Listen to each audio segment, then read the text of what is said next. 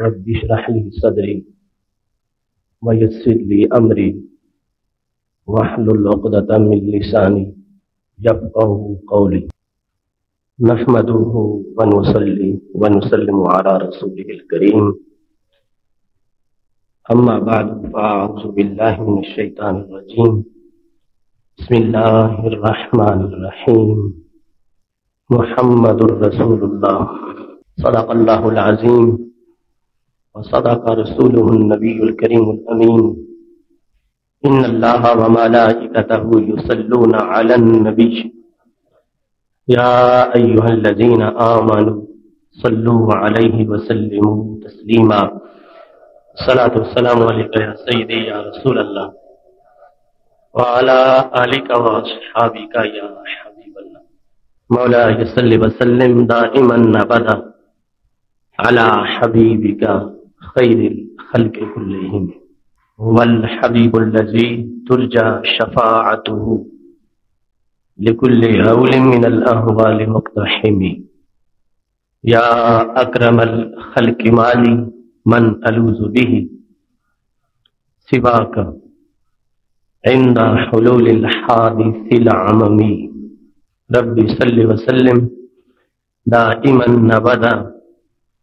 على حبيبك خير الخلق كلهم. اللہ تبارک و تعالی جل جلالہ وعم نوالہ واتم برہانہ وعظم شانہ کی حمد و ثنا اور حضور سرور کائنات مفخر موجودات زینت بزم کائنات دستگیر جہاں غم گسار زماں سید سربراں قائد المرسلین خاتم النبیین احمد مجتبی جناب محمد مصطفیٰ صلی اللہ علیہ وآلہ وصحابہ وبارک وسلم کے دربار گوہر بار میں ہدیہ درود السلام عرض کرنے کے بعد نہایت ہی محتشم سامی حضرات، رب ذوالجلال کے فضل اور توفیق سے آج ہمارے خطبہ جمعۃ المبارک کا موضوع ہے مسئلہ علم غیب قسط نمبر 6۔ ہمارا یہ موضوع کئی اقساط میں چل رہا ہے، ابھی اس کی متعدد قسطیں باقی ہیں۔ آج بالخصوص اس موضوع کے پیش نظر بخار کے باوجود میں حاضر ہوں۔ دعا کریں اللہ تبارک و تعالی بیان کی توفیق عطا فرمائے۔ محتشم سامعین حضرات، رسول اکرم نور مجسم شفیع معظم صلی اللہ علیہ وآلہ وسلم کو خالق کائنات جل جلالہ نے علوم غیب کے جو خزانے عطا فرمائے، صحابہ کرام علیہم رضوان کی گواہیوں کی روشنی میں ان کا بیان کیا جا رہا ہے، اور ایک ایک حدیث میں رسول اکرم صلی اللہ علیہ وسلم کے علم غیب کی کئی گواہیاں موجود ہیں۔ بخاری شریف میں ہے کہ رسول اکرم صلی اللہ علیہ وسلم تشریف فرما تھے، حضرت عدی بن حاتم رضی اللہ تعالی عنہ اس کے راوی ہیں۔ وہ کہتے ہیں کہ میرے پاس بیٹھے ہوئے ایک شخص آیا، شکا الیہ الفاقہ، اس نے رسول اکرم صلی اللہ علیہ وسلم کے پاس بھوک کی شکایت کی کہ میرے گھر میں کھانے کو کچھ نہیں ہے۔ ابھی اس کی شکایت ختم نہیں ہوئی تھی کہ دوسرا آدمی آ گیا، شکا الیہ السرقہ، اس نے چوری کی شکایت کی کہ جو کچھ گھر میں ہوتا ہے چور لوٹ کے چلے جاتے ہیں۔ حضرت عدی بن حاتم کہتے ہیں جس وقت رسول اکرم صلی اللہ علیہ وسلم نے ان کی باتوں کو سنا، اور یہ وہ وقت تھا کہ نبی اکرم صلی اللہ علیہ وسلم کی تعلیمات کا اثر معاشرے میں مسلسل بڑھتا جا رہا تھا۔ کچھ قبائل ابھی درمیان میں ایسے موجود تھے کہ جنہوں نے ابھی تک ایمان کو قبول نہیں کیا تھا، ان کی وجہ سے کچھ علاقوں میں بدامنی بھی تھی اور چوری وغیرہ کے واقعات بھی ہوتے تھے۔ تو رسول اکرم صلی اللہ علیہ وسلم نے حضرت عدی بن حاتم کو مخاطب کر کے کہا، ان طالت بک حیا، اے عدی بن حاتم، اگر تمہاری زندگی لمبی ہوئی تو تم دیکھو گے رأیت الزینۃ، کہ ایک عورت اونٹ پہ بیٹھے گی، من الحیرۃ حتی تطوف الکعبہ لا تخاف الا اللہ، کہ وہ ہیرا کی سلطنت سے اکیلی اونٹ پہ بیٹھ کے نکلے گی اور چلتے چلتے مکہ شریف آئے گی، حتی تطوف بالبیت، طواف کرے گی، حج کرے گی، پھر واپس چلی جائے گی، اس کو اللہ کے سوا کسی کا کوئی خوف نہیں ہوگا۔ اس حد تک میرا دین اپنے اثرات معاشرے پہ مرتب کرے گا، تمام قسم کی بدامنی، بے چینی ختم ہو جائے گی، وہ جو مال یا عزت کے ڈاکو ہیں وہ ختم ہو جائیں گے، اور تنہا عورت اگر اتنا لمبا سفر طے کرے گی تو اس کو پورا اطمینان ہوگا کہ نہ تو میرے مال کو کوئی لوٹے گا اور نہ ہی میری عزت کو کوئی لوٹے گا۔ دوسرے نمبر پر رسول اکرم صلی اللہ علیہ وسلم نے ارشاد فرمایا، ان طالت بک حیا، اگر تمہاری زندگی لمبی ہوئی، حضرت عدی بن حاتم کو کہا، اور یہ حدیث شریف کے سارے مقامات میں بات طے شدہ ہے کہ جس کو بھی نبی علیہ الصلوۃ والسلام نے ان لفظوں کے ساتھ خطاب کیا کہ اگر تمہاری زندگی لمبی ہوئی، تو وہ نفس الامر میں لمبی زندگی کے بعد ہی فوت ہوا۔ یعنی کوئی بھی ایسا نہیں ہے کہ جس کو رسول اکرم صلی اللہ علیہ وسلم نے فرمایا ہو کہ تیری زندگی اگر لمبی ہوئی تو یہ دیکھے گا اور وہ دوسرے دن فوت ہو گیا ہو۔ آپ نے اسی کو فرمایا، یا جس کو آپ نے فرمایا اللہ نے اس کی زندگی لمبی کر دی۔ فرمایا اگر تمہاری زندگی لمبی ہوئی لَتُفْتَحُنَّ كُنُوزُ کسریٰ، تو یہ جو آج بھوک کی شکایت کر رہے ہیں کہ ہمارے گھر میں کھانے کو کچھ نہیں، کسریٰ کے خزانے کھول دیے جائیں گے، اور میری امت کے ان بھوکے افراد کے گھروں میں بھی مال پہنچ جائے گا۔ اور تیسرے نمبر پر فرمایا اگر تمہاری زندگی لمبی ہوئی تم دیکھو گے یخرج الرجل ملء کفی ذهبا وفضہ، ایک بندہ سونے کا چلو بھر کے اور چاندی کا چلو بھر کے باہر نکلے گا، یطلب من یقبلہ، اسے تلاش ہے کوئی ایسا فقیر مل جائے جو یہ سونا لے لے یا جو یہ چاندی لے لے، لیکن کوئی شخص اس کو ایسا نہیں ملے گا جو اس سونے اور چاندی کو قبول کرے۔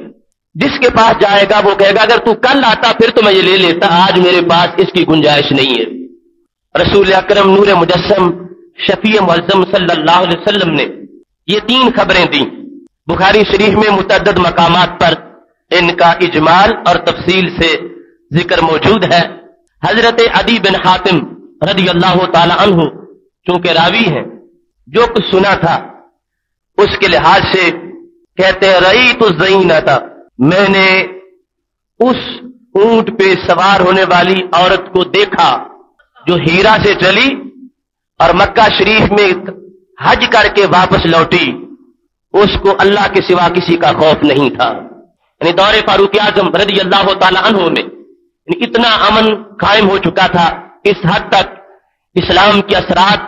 مضبوط ہو چکے تھے اور اس حد تک انقلاب آ چکا تھا۔ حضرت عدی بن حاتم رضی اللہ تعالی عنہ کا یہ جوابی تبصرہ بھی بخاری شریف میں موجود ہے۔ کہتے ہیں کہ جو نبی علیہ الصلوۃ والسلام نے خبر دی تھی کہ اتنا امن آ جائے گا، آج لوگ چوری کی شکایت کر رہے ہیں، تو ایسا میرے اسلام کی روشنی کے اندر زمانہ آئے گا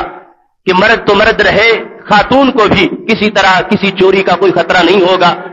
تو حضرت عدی بن حاتم کہتے ہیں میں نے اپنی آنکھوں سے وہ زمانہ دیکھا کہ ایک عورت دور دراز ہیرا کی سلطنت سے چلتی ہے اور حجاز میں داخل ہوتی ہے، خانہ کعبہ کا طواف کرتی ہے اور پھر واپس پہنچتی ہے، آنے جانے میں اسے اللہ تبارک و تعالیٰ کے سوا کسی قسم کا کوئی خوف اور خطرہ نہیں تھا۔ دوسرے نمبر پر حضرت عدی بن حاتم جس وقت رسول اکرم صلی اللہ علیہ وسلم نے یہ فرمایا تھا کہ یہ معاشرہ امن سے بھر جائے گا، کوئی چور باقی نہیں رہے گا، تو عدی بن حاتم کہتے ہیں میرے دل میں یہ خیال آیا این دعار و طے، وہ طے قبیلہ کے ڈاکو کدھر جائیں گے؟ الذین سعروا البلاد، کہ جنہوں نے شہروں کو فساد سے بھر رکھا ہے، دن رات ڈاکو ان کے لوٹتے ہیں اور ڈاکے ڈالتے ہیں۔ یہ مشہور طے کا قبیلہ، اس کے ڈاکو مشہور تھے۔ تو حضرت عدی بن حاتم کہہ رہے ہیں میں نے دل میں یہ کہا کہ یہ ڈاکو کدھر جائیں گے۔ دور فاروق اعظم رضی اللہ تعالی عنہ جس وقت آیا تو اتنا انقلاب آ چکا تھا کہ وہ لوگ جن تک اسلام کی تعلیم پہنچنے سے پہلے ان کا کردار ایک خونخوار بھیڑیے جیسا تھا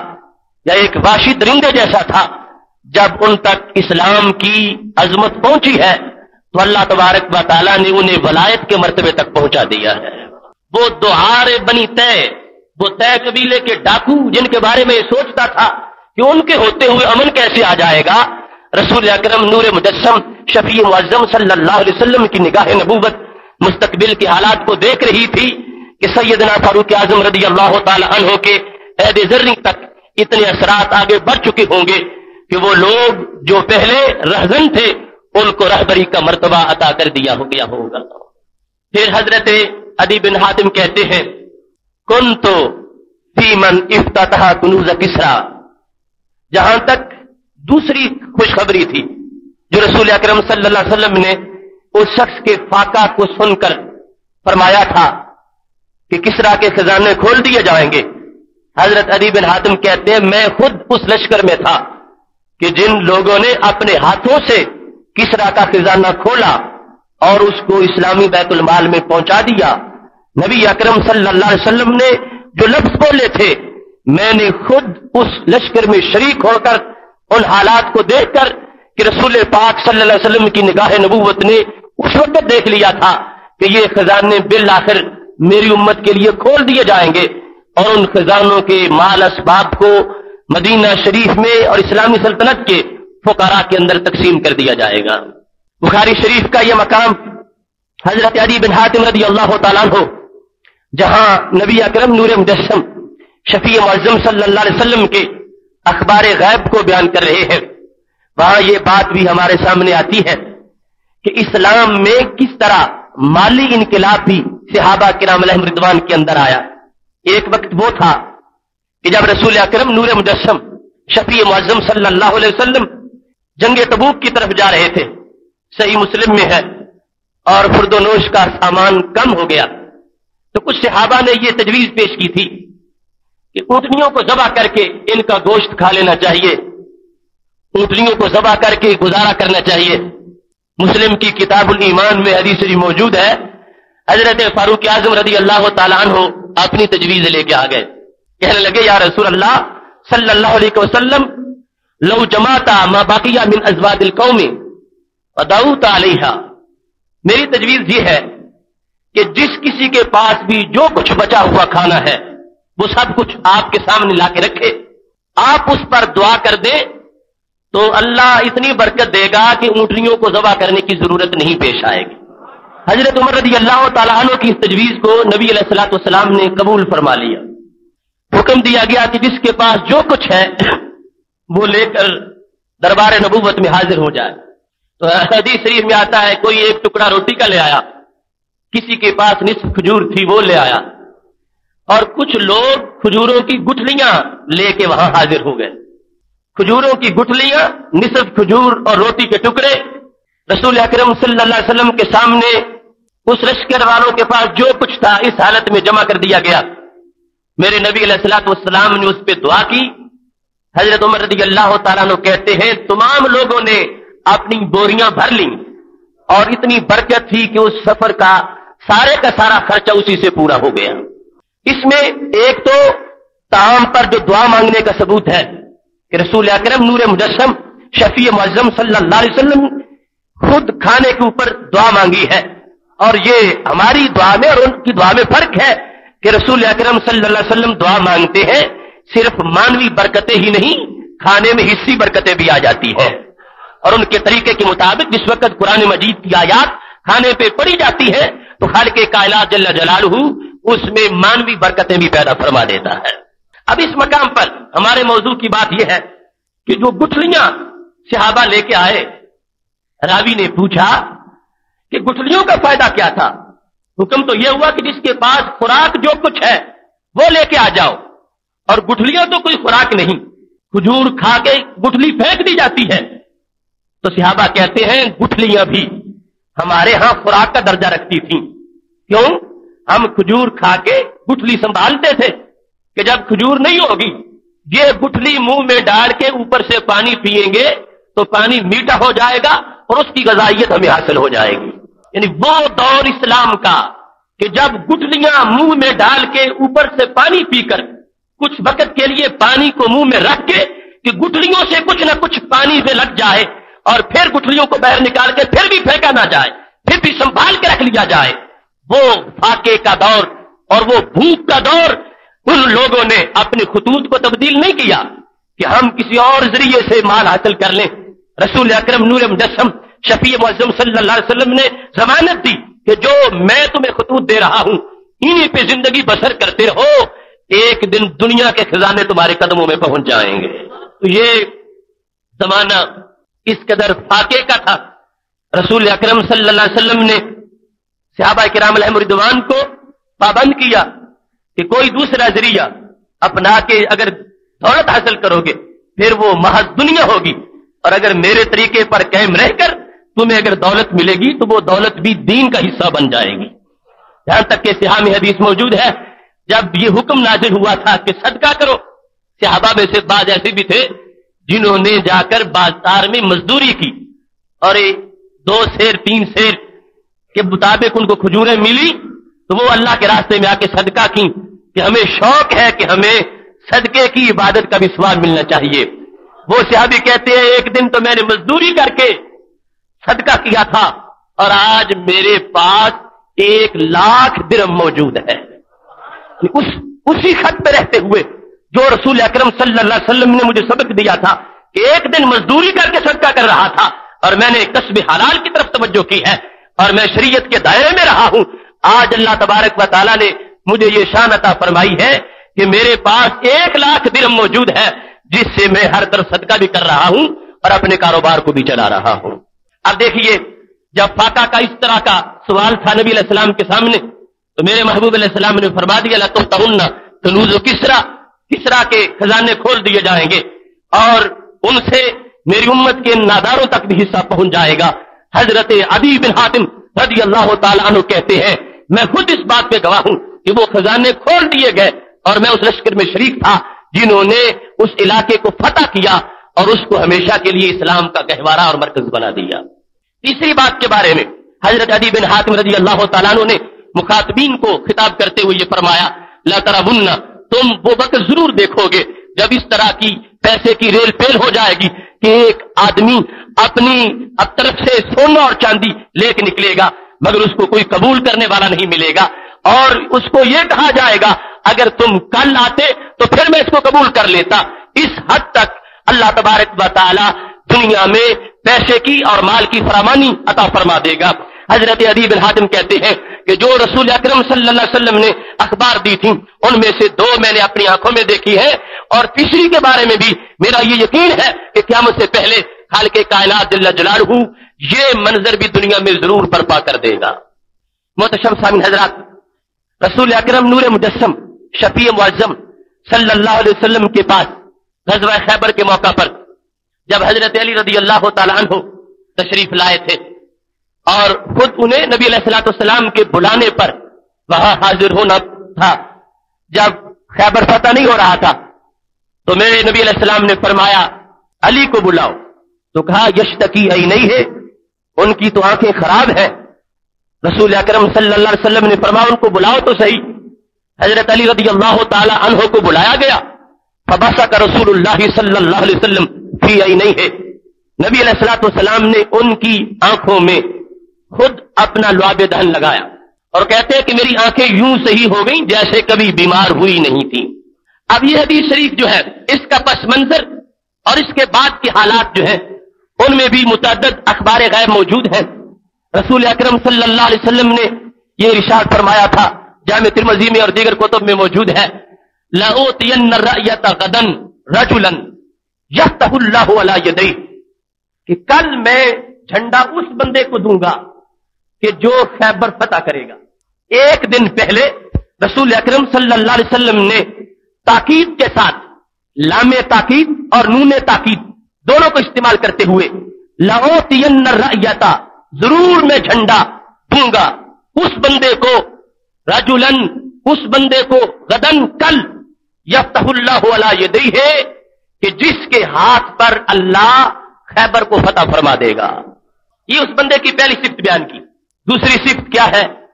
فرمایا یحب اللہ ورسولہ، وہ بندہ اللہ سے محبت کرتا ہے. اور تیسری صفت کیا ہے؟ اللہ تعالیٰ کے رسول صلی اللہ علیہ وسلم سے محبت کرتا ہے. چوتھی یحبہ اللہ ورسولہ، اللہ بھی اس سے محبت کرتا ہے. اور پانچویں اللہ تعالیٰ کے رسول صلی اللہ علیہ وسلم بھی اس سے محبت کرتے ہیں. یہ 5 صفتیں رسول اکرم صلی اللہ علیہ وسلم نے فاتح خیبر کی بیان کی. فتح خیبر سے قبل کل جس کو میں جھنڈا دوں گا وہ فاتح بھی ہوگا، اور وہ اللہ تعالیٰ سے بھی پیار کرتا ہے، مجھ سے بھی پیار کرتا ہے، اور اللہ تعالیٰ بھی اس بندے سے پیار کرتا ہے اور میں بھی اس بندے سے پیار کرتا ہوں. یہ رات کو اعلان تھا، سارے لوگوں کی توجہ اس بات کی طرف تھی کہ وہ شخص کون ہے کہ جس کو یہ اعزاز حاصل ہے. ہر ایک اپنی التجاؤں کا محور یہی سمجھ رہا تھا کہ شاید مجھے جھنڈا دے دیا جائے. ہر ایک کا شوق رات کے سمٹنے کے ساتھ بڑھتا جا رہا تھا. صبح کے وقت رسول اکرم صلی اللہ علیہ وسلم نے حضرت علی المرتضی رضی اللہ تعالی عنہ کو طلب کر لیا. اگرچہ ان کی آنکھیں خراب تھیں، ان میں اپنا لعاب دہن لگایا، آنکھیں صحیح ہو گئیں. فرمایا یہ جھنڈا میں علی المرتضی کو دے رہا ہوں جو آج جائیں گے اور خیبر کو انشاءاللہ فتح کر کے آئیں گے. وہ اور ہیں جنہیں کل کی کوئی خبر نہیں ہوتی. آج سارے صحابہ اس بات پر متفق ہیں کہ رسول اکرم نور مجسم شفیع معظم صلی اللہ علیہ وسلم نے جو خبر دی ہے کہ کل جس کو میں جھنڈا دوں گا وہ فاتح خیبر ہوگا. کسی نے اس میں شک نہیں کیا کہ ان کو کیا خبر کہ کل کیا ہوگا. ہو سکتا ہے جن کا نام انہوں نے تجویز کر رکھا ہے وہ رات کو فوت ہو جائے، کل تک زندہ ہی باقی نہ ہو، جب اس کو جھنڈا دیا جائے وہ فاتح خیبر نہ ہو سکے. کسی کو شک کا مرض نہیں تھا. سارے صحابہ یقین والے ہیں اور اس شوق میں رات بسر کر رہے ہیں. یقیناً وہ شخص فاتح خیبر تو ضرور ہوگا، کاش مجھے ہی وہ جھنڈا عطا کر دیا جائے. نتیجہ کیا نکلا؟ حضرت علی المرتضی رضی اللہ تعالیٰ عنہ جس وقت یہ جھنڈا لے کے آگے بڑھے ہیں، خیبر کا وہ دروازہ جس کو 40 آدمی ہلا نہیں سکتے تھے، حرکت نہیں دے سکتے تھے، حضرت علی المرتضی رضی اللہ تعالیٰ عنہ نے ایک ہاتھ سے پکڑ کر اس کو دور پھینک دیا اور خالق کائنات جل جلالہ نے حضرت علی المرتضی رضی اللہ تعالیٰ عنہ کے ہاتھ پر خیبر کو فتح فرما دیا. محترم سامعین حضرات، اب دیکھیے فتح خیبر کا جو کل کا منظر تھا رسول اکرم صلی اللہ علیہ وسلم نے آج بیان کیا اور ساتھ یہ فرمایا وہ بندہ کیسا ہے. اس سے اللہ محبت کرتا ہے اور اس سے میں محبت کرتا ہوں. اپنی طرف سے محبت کی خبر یہ علیحدہ بات ہے، اللہ تعالیٰ کی طرف سے محبت کی خبر یہ غیب میں سے ہے. پھر فرمایا وہ بندہ اللہ سے محبت کرتا ہے اور مجھ سے بھی محبت کرتا ہے. محبت جو ہے وہ رقت قلب ہے، وہ دل کے اندر ایک کیفیت ہے جس کو انسان ظاہر میں محسوس نہیں کرتا، حقیقت اس کی دل کے ساتھ متعلق ہوتی ہے. تو رسول اکرم نور مجسم شفیع معظم صلی اللہ علیہ وسلم ایک طرف فرش پہ بیٹھ کر رحمان کی طرف سے محبت کا اعلان کر رہے ہیں اور دوسری طرف ایک بندے کے دل کی کیفیات کو دیکھ کر اس بات کا اعلان کر رہے ہیں کہ یہ بندہ عام بندہ نہیں، اس کے دل میں میری محبت بھی موجود ہے اور میرے اللہ کی محبت بھی موجود ہے. یہ معاملہ محض قرائن کو دیکھ کے ہم جو بات کہہ دیتے ہیں اس کی حیثیت اور ہے، لیکن اللہ کے نبی علیہ السلام جب گواہی دے کہ یہ بندہ اللہ سے محبت کرتا ہے تو محض کسی قیافے کی وجہ سے نہیں، حقیقت کے اعلان کے لحاظ سے ہے. فرمایا اس سے اللہ محبت کرتا ہے، یہ اللہ سے محبت کرتا ہے، میں اس سے محبت کرتا ہوں، یہ مجھ سے محبت کرتا ہے. اس میں 4 علوم غیب کی خبریں ہیں جو رسول اکرم صلی اللہ علیہ وسلم نے صحابہ کے سامنے دی ہیں اور صحابہ کرام علیہم رضوان زندگی بھر آگے اس کو روایت کرتے رہے ہیں اور کسی نے ایک خبر کے بارے میں بھی کسی شک کا اظہار نہیں کیا. یہی وجہ تھی صحابہ میں جب یہ حدیث آئی کہ رسول اکرم نور مجسم شفیع معظم صلی اللہ علیہ وسلم کے سامنے ایک شخص نے آ کے کہا کہ آج میں نے دیکھا ایک گائے باتیں کر رہی تھی، اس کو کسی نے ہل چلانے کے لیے جوتا تو وہ کہہ رہی ہے کہ مجھے اس مقصد کے لیے پیدا نہیں کیا گیا.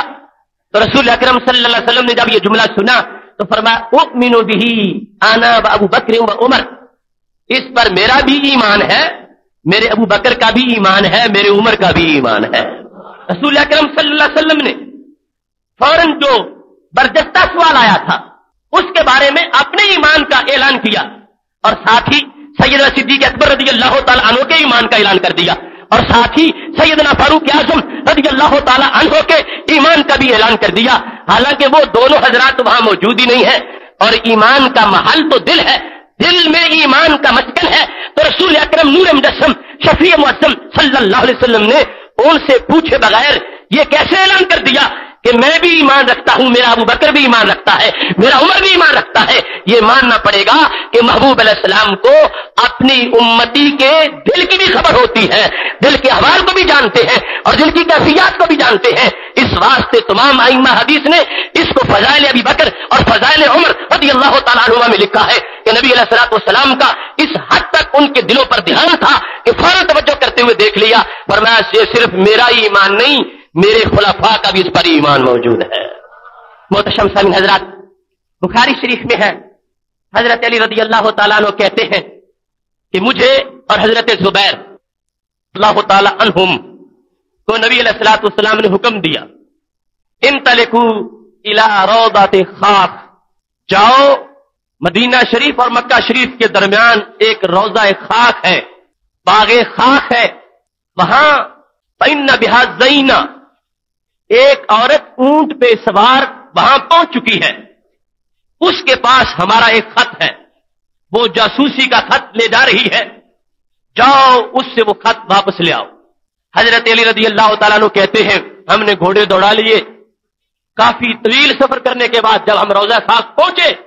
تو وہاں ہودج میں بیٹھی ہوئی ایک عورت اونٹنی پہ جا رہی تھی.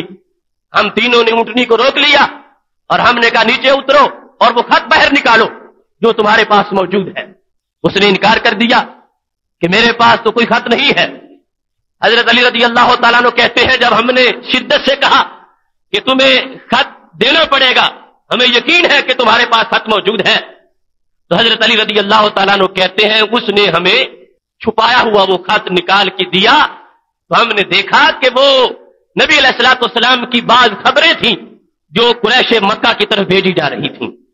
اب رسول اکرم نور مجسم شفیع معظم صلی اللہ علیہ وسلم نے اتنی دور اس اونٹنی کو بھی دیکھ لیا، اونٹنی پہ بیٹھی ہوئی اس خاتون کو بھی دیکھ لیا،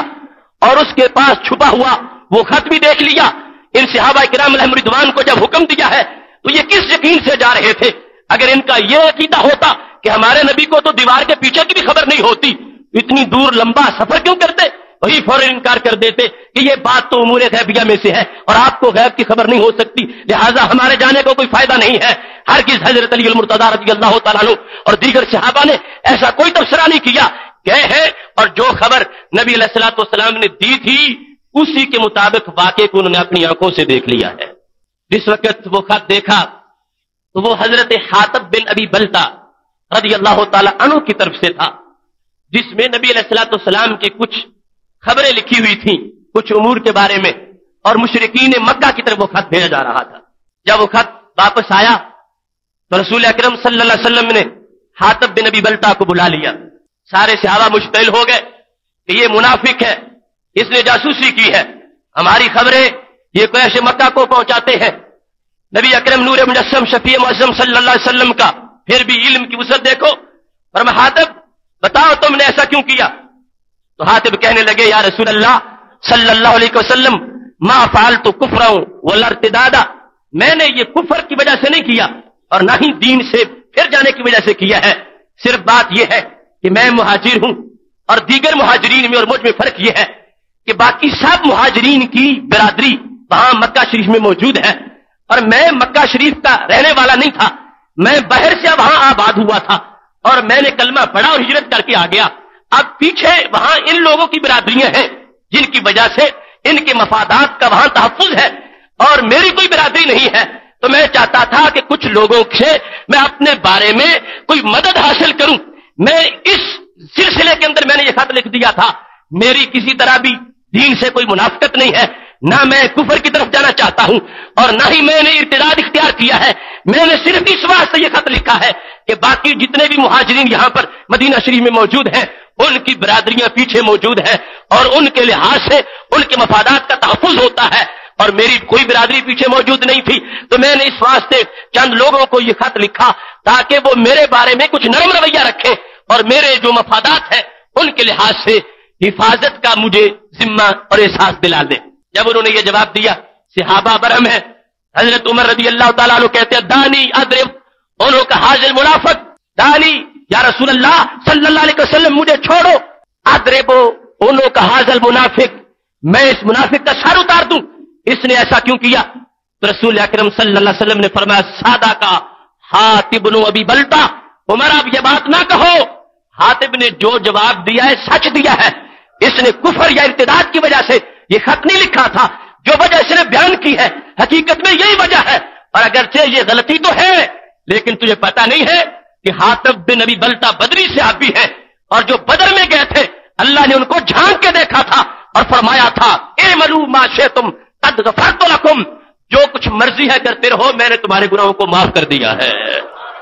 तो हजरत हातिब बिन अबी बल्ता को छोड़ दिया गया कि ये अगरचे गलती है लेकिन ए मलू माशे तुम का वादा इन्हीं के बारे में आ गया है कि तुम करो जब तक तुम कुफर तक नहीं पहुंचोगे या इर्तिदाद तक नहीं पहुंचोगे या मुनाफिकत तक नहीं जाओगे, तुम्हारे मामलात को मैं मुआफ कर दूंगा। फरमाया मैदान बदर में जाके खड़ा हो जाना, ये कोई मामूली सा काम तो नहीं था, उस वक्त काफिरों से लड़ना ये कोई मामूली सा मनसब तो नहीं था। उमर ये हातिब बिन अबी बल्ता भी तो बदरी सहाबी है, इनको भी अल्लाह ताला ने झांक झांक के देखा है। ये बात मुतशाबिहात में से है, खालिक़े कायनात तो हर तरफ बकत देखता है, उसे कहीं झांकने की जरूरत नहीं है। लेकिन ये हदीस के अल्फाज है, मुराद यह निहायत तवज्जो से देखा है और निहायत नजर रहमत से देखा है। फरमाया खालिक़े कायनात जल्ल जलालहू जिनसे मुआफी का वादा कर चुका है, ऐ उमर मैं उन बंदों को सजा नहीं देने दूंगा।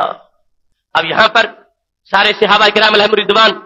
जिस अकीदे पे गवाही दे रहे हैं वो भी रसूल अकरम नूर मुजस्सम शफी मुअज्जम सल्लल्लाहु अलैहि वसल्लम का उलूम गैब का अकीदा है। और फिर महबूब अलैहिस्सलातु वस्सलाम ने जो जवाब सुना उस जवाब में जो आप हकीकत तक पहुंचे, जबकि दीगर कराइन के लिहाज से लोग सजा का मुतालबा कर रहे थे, मेरे महबूब अलैहिस्सलाम ने अपनी जुबान से कह दिया सादाका, इन्होंने सच बोला है। और इस सच की बुनियाद पर हजरत हातिब को मुनाफिकत की तरफ मंसूब नहीं किया गया बल्कि उनको अजीम सहाबी बदरी सहाबी के लक़ब से हमेशा याद किया जाता रहा।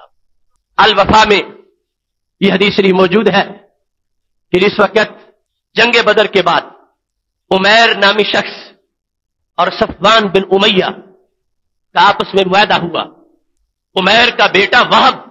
कैदियों में था जो कि बदर में कैदी बन गए और मुसलमानों के पास मौजूद थे। दोनों हतीमे काबा में बैठे हुए ये बात कर रहे थे, क्या बदर की लड़ाई के बाद हमारे जिंदा रहने का कोई फायदा ही नहीं है कि जो हमारे कायदीन थे वो सारे के सारे बदर में मारे गए। और बार बार उन्होंने बदर की उस कुएं का तज़किरा किया जहां अबू जाल को गिराया गया था, उतबा और शैबा को गिराया गया था। ये दोनों उमैर और सफवान बिन उमैया हतीमे काबा में बैठकर बार बार बदर की उस कुएं का जिक्र करके रोते हैं, चीखते हैं, चिल्लाते हैं कि हम सब कुछ वहां लुटा के वापस आ गए, हमें क्या फायदा हुआ, बदर ने हमारी सारी साख खत्म कर दी है और जितने हमारे सिरदार थे सारे बदर ने हड़प कर लिए हैं। अब इसका बदला एक ही हो सकता है कि हम किसी न किसी तरह मुसलमानों के नबी हजरत मोहम्मद मुस्तफा सल्लल्लाहु अलैहि वसल्लम को माज़अल्लाह शहीद करें, तो फिर ये बदर के कुएं वाला मामला जो है वो पूरा हो सकता है। वरना हम तो इस जिंदगी में जीने के काबिल नहीं है कि सब कुछ हम अपना वहां छोड़ के आ गए और उसके बाद हमें ताकत ही नहीं है कि हम अपना बदला इन लोगों से ले सकें। ये दोनों अपने बातें कर रहे थे तो उमैर ने ये कहा मैं जरूर जाता और मेरे जाने का जवाब भी बनता है कि मेरा बेटा वहां पर कैदी है, मैं उसको छुड़ाने के बहाने चला जाता और मैं ये मिशन पूरा करके आ जाता। लेकिन अलैया दैनुन, मुझ पर बड़ा कर्ज है, वली अयालुन, और मेरे काफी बाल बच्चे हैं, अगर मैं उधर मारा गया तो मेरा कर्ज कौन उतारेगा और मेरे बीवी बच्चे का खर्चा कौन पूरा करेगा। सफवान बिन उमैया ने पेशकश कर दी कि तुम चले जाओ میں تمہارے کنبے کو اپنے کنبے کے ہمراہ رکھوں گا، جو شام کو میرے بیٹے کھائیں گے وہی تمہارے کھائیں گے، جیسا لباس میرے بچوں کا ہوگا ایسا ہی تمہارے بچوں کا ہوگا، اور جتنا تمہارا قرض ہے وہ میں ادا کر دوں گا، تم جاؤ اور کسی نہ کسی طرح یہ کام پورا کر کے آؤ، کیونکہ جب تک یہ ہدف ہمیں حاصل نہیں ہوتا ہم کسی طرح بھی دنیا میں سر اٹھانے کے قابل نہیں ہیں۔ یہ دونوں بالکل تنہا ہیں، کوئی تیسرا آدمی ساتھ نہیں ہے۔ دونوں نے یہ بات پکی کر لی، اور عمیر جو ہے انہوں نے تلوار زہر آلود کر لی، تاکہ کسی نہ کسی طرح اگر معمولی سا حملہ بھی ہو جائے تو زخم کی وجہ سے نہیں تو زہر کی وجہ سے ہی میرا ہدف مکمل ہو جائے۔ اونٹنی پہ بیٹھتا ہے، تلوار گلے میں لٹکاتا ہے اور مدینہ شریف کی طرف سفر کرنے جا رہا ہے۔ یہ سفر ظاہر ایک قاتل کا سفر ہے جو ایک بہت بڑے منصوبے کے تحت چل رہا ہے، اور اس کے بڑے گندے عزائم ہیں اور بڑے خطرناک خیالات ہیں، مگر رب کعبہ کو منظور کیا تھا یہ جن کو قتل کرنے کے لیے نکلا ہے ان کی محبت نے بالآخر اس کو اپنی الفت کا اسیر بنا لیا ہے۔ جس وقت یہ مدینہ شریف میں پہنچا صبح کی نماز کا وقت تھا، اس نے اونٹنی جا کر مسجد نبوی شریف کے سامنے بٹھائی۔ حضرت عمر رضی اللہ تعالیٰ عنہ نے سب سے پہلے اس کو دیکھا، کہنے لگے ھذا عدو اللہ عمیر، لوگوں یہ خدا کا دشمن عمیر آ گیا ہے، یہ شر سے آیا ہے خیر سے نہیں آیا۔ حضرت عمر رضی اللہ تعالیٰ عنہ نے اس کو وہ گردن میں جو اس نے رسی ڈالی ہوئی تھی تلوار کے ساتھ اس رسی سے پکڑ کے کھینچ لیا اور کھینچ کے اس کو رسول پاک صلی اللہ علیہ وسلم کے سامنے لے آیا۔ فرمایا حضرت عمر رضی اللہ تعالیٰ نے سامنے پیش کر دیا کہ یہ وہ پرانا شرارتی، بدر میں بھی اس کی شرارتیں شامل تھیں اور کتنی اس نے اذیتیں دی ہیں، اور آج ہمارے پاس یہ پہنچا ہے تلوار لٹکائے ہوئے آ گیا ہے، یہ خیر کے ارادے سے نہیں آیا شر کے ارادے سے آیا ہے۔ رسول اکرم صلی اللہ علیہ وسلم نے جب یہ دیکھا کہ حضرت عمر رضی اللہ تعالیٰ عنہ اس کو رسی سے پکڑ کے کھینچ رہے ہیں، فرمایا عمر اب اس کو رسی سے نہ پکڑو، اس کو چھوڑ دو، اس کو میرے سامنے بٹھاؤ، میں اس سے بات کرتا ہوں۔ عمیر کو نبی علیہ الصلوۃ والسلام نے اپنے سامنے بٹھا لیا۔ فرمایا عمیر بتاؤ کیوں آئے ہو؟ تو کہنے لگے میرا بیٹا آپ کے پاس قیدی ہے، فی فک اسیر، میں اس کو چھڑانے آیا ہوں، تو میں جو کچھ مانگتے ہو دیتا ہوں، میرے بیٹے کو چھوڑ دو۔ تو نبی علیہ الصلوۃ والسلام نے فرمایا ما بال السیف فی عنقک، اگر بیٹا چھڑانے آئے تھے تو یہ گردن میں تلوار کیوں ڈال رکھی ہے؟ تو اس نے جواب دیا قبح اللہ من سیف هل اغنت شیئا، اللہ برا کرے ان تلواروں کا، کیا کوئی انہوں نے کبھی مسئلہ حل بھی کیا ہے؟ یہ تلواریں خائب و خاسر ہو جائیں، یعنی اس نے تلواروں کو بد دعائیں دینا شروع کر دی، اور یہ ظاہر کر رہا تھا کہ میں مجبوراً یہ پہن کے آ گیا ہوں، اب مجھے تلواریں چلانے کا شوق نہیں رہا، اس سے پہلے ہمارا بڑا نقصان ہو گیا ہے۔ نبی اکرم نور مجسم شفیع معظم صلی اللہ علیہ وسلم نے فرمایا عمیر تم سچ نہیں بول رہے۔ عمیر بار بار کہتے نہیں میں تو اس لیے آیا ہوں، میرا بیٹا یہاں پر قیدی ہے، اس کو چھڑانے آیا ہوں، اور تلوار ویسے میں گلے میں ڈال کے آ گیا ہوں۔ رسول اکرم نور مجسم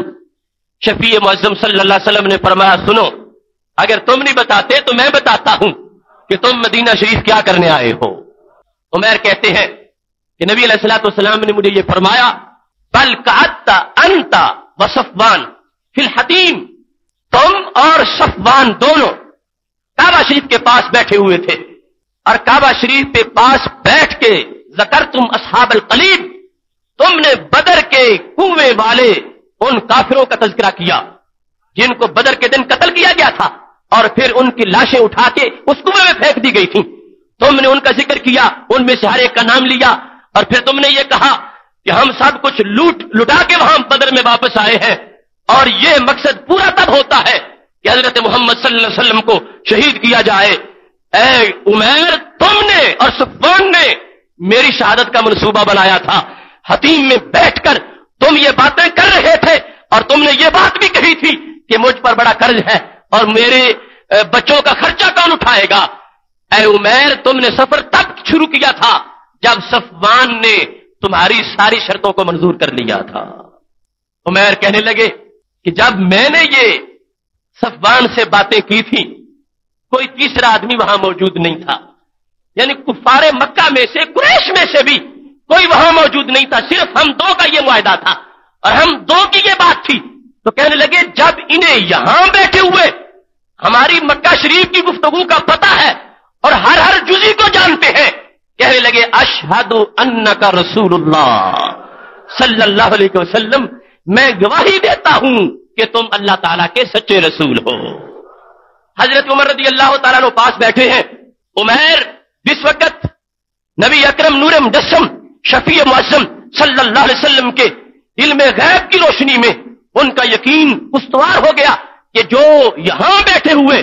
مکہ شریف کے ہمارے حالات جانتے ہیں اور سچ بتاتے ہیں، ان پر اللہ کا اتنا فضل ہے، یہ جہاں بیٹھے ہوئے اگر وہاں کی خبریں سچی دیتے ہیں تو پھر زمین پہ بیٹھے ہوئے آسمان کی خبریں بھی سچی دیتے ہیں۔ لہذا وہ عمیر جو خون کا پیاسا تھا، جس نے اپنی تلوار کو زہر میں بجھایا ہوا تھا، رسول اکرم نور مجسم شفیع معظم صلی اللہ علیہ وسلم کو شہید کرنے کی نیت سے نکلا تھا، اس بنیاد پر اس نے کلمہ پڑھا۔ وہ جو کٹر مشرک تھا اور باقی جو مشرکین رہ گئے تھے ان میں ایک سردار کی حیثیت سے تھا، دل اس کا کس نے حسد اور بغض سے بھرا ہوا تھا۔ اگر کس بات نے اس کو اسلام قبول کرنے پر مجبور کیا وہ یہ محبوب علیہ الصلوۃ والسلام کے علم غیب کی صفت ہے کہ جس کو دیکھ کر اس کافر کو اللہ نے اسلام عطا فرما دیا۔ کتنے ان اقساط کے اندر ایسے واقعات حدیث سے آ چکے ہیں کہ رسول اکرم نور مجسم شفیع معظم صلی اللہ علیہ وسلم کا یہ معجزہ، یہ ایک آپ کی شان، اللہ کے اذن اور اللہ کی عطا سے اس کے اتنے بڑے اثرات ہیں کہ وہ دل جو 100% کفر سے بھرا ہوا تھا اور اتنا گند اور زہر تھا جس دل کے اندر، نبی علیہ الصلوۃ والسلام کی ایک خبر نے جو آپ نے مدینہ شریف میں بیٹھ کر مکہ شریف کے بارے میں دی ہے، اس خبر کا فیض اتنا ہوا کہ اللہ تبارک و تعالیٰ نے اس کی بدولت ایک جہنمی کو جنت کے فردوس کا وارث بنا دیا۔ حضرت عمیر رضی اللہ تعالیٰ عنہ صفوان سے وعدے کچھ اور کر کے آئے تھے اور یہاں نبی علیہ الصلوۃ والسلام کے پاس ہمیشہ کے لیے آپ کے ہی ہو کر رہ گئے اور کلمہ شہادت پڑھتے ہوئے قیامت تک کے لوگوں کو یہ عقیدہ دیا کہ ہمارے نبی علیہ الصلوۃ والسلام اللہ کے اذن اور عطا سے یہ نہیں کہ صرف ایک دیوار کے پیچھے کی خبر دیں، اتنی دور تک دیکھ لیتے ہیں اور اتنی دور تک آپ کی رسائی ہے کہ جو باتیں تنہائی میں کی جائیں ان سے وہ بھی پوشیدہ نہیں ہوتی، کیونکہ جہاں یہ باتیں کی جا رہی تھی اب دیکھو زمانہ کیسے بدلتا ہے۔ وہ کعبہ نبی علیہ السلام کا،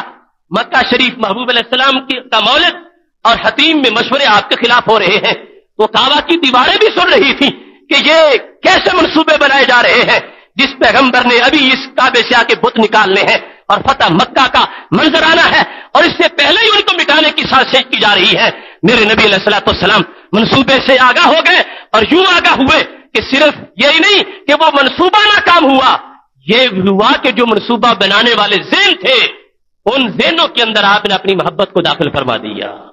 یہ کمال ہے اسلام کا۔ لوگ غلط فہمی میں ہیں کہ اسلام نے تلواروں سے مار مار کے لوگوں کو اپنا قائل کیا، اسلام نے متوجہ کر دیا۔ اگر ایسی صورتحال ہوتی تو کٹر مشرکوں کے بیٹے ہرگز نبی علیہ السلام کا کلمہ نہ پڑھتے کہ ہمارے باپ انہوں نے قتل کیے، ہم بدلہ لیں گے۔ اگر ابو جہل کا بیٹا نبی علیہ السلام کی غلامی میں آتا ہے تو ماننا پڑے گا کہ یہ محبوب علیہ الصلوۃ والسلام کی محبت کی چمک ہے کہ اس نے یہ نہیں دیکھا کہ میرا باپ کون ہے، یہ دیکھا ہے کہ حقانیت کا نور کہاں سے آ رہا ہے۔ وہ عتبہ بن شیبہ کہ جو اس مقام پر عتبہ بن ربیعہ جو کہ بدر میں مر گیا تھا، اس کا بیٹا ابو ہاشم، صحابہ کہتے ہیں وہ ہم میں رجل صالح ہے، اتنا نیک بندہ ہے اور نبی علیہ الصلوۃ والسلام کے ساتھ اتنا اس کا مزاج ملا ہوا ہے کہ جب اور کسی کو مسئلہ پوچھنے کی جسارت نہیں ہوتی، عتبہ کا بیٹا اس وقت بھی مسئلہ جا کے پوچھ لیتا ہے۔ باپ اس کا بدر کے کنویں میں پڑا تھا لیکن اللہ تبارک و تعالیٰ نے بیٹے کو نبی علیہ السلام کی صحبت کا شرف عطا فرما دیا۔ محترم سامعین حضرات، اب اس مقام پر بخاری شریف کی ایک حدیث مزید عرض کرتے ہوئے گفتگو کو ختم کرتا ہوں کہ نبی علیہ الصلوۃ والسلام اس وقت تبوک میں پہنچے۔ تبوک جانے سے پہلے جب تبوک کے قریب پہنچ گئے تھے فرمایا ستحب اللیلہ ریح شدید، کہ آج رات تیز آندھی آئے گی، کیونکہ ہمہ جہت اخبار ہے، نبی علیہ الصلوۃ والسلام نے یہ خبر دے دی اور یہ ان ظاہری اسباب کی وجہ سے نہیں جس طرح کے محکمہ موسمیات والے دیتے ہیں۔ آپ نے نگاہ نبوت سے دیکھا، فرمایا آج رات تیز آندھی آئے گی اور کوئی شخص بھی اس میں اٹھ کے کھڑا نہ ہو اور اپنے جانوروں کی ٹانگیں باندھ دو۔ صحابہ کہتے ہیں کہ جس وقت رات آئی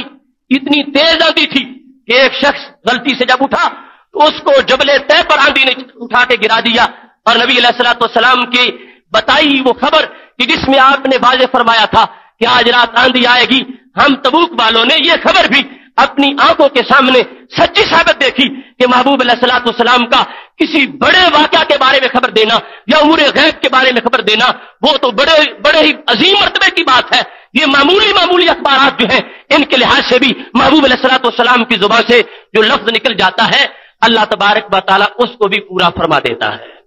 میری دعا ہے خالق کائنات جل جلالہ ہم سب کو قرآن و سنت کا فہم عطا فرمائے اور قرآن و سنت کے بلاغ و تبلیغ کی توفیق عطا فرمائے. وآخر دعوانا الحمدللہ رب العالمین.